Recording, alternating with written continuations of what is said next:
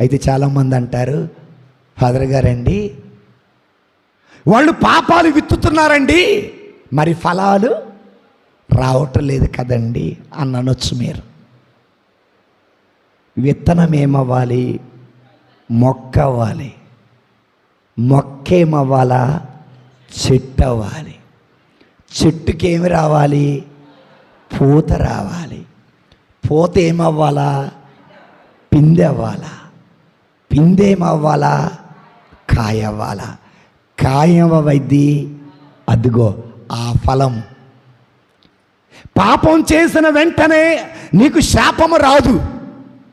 పాపము చేసిన వెంటనే నీవు శాపం పాలు కావు.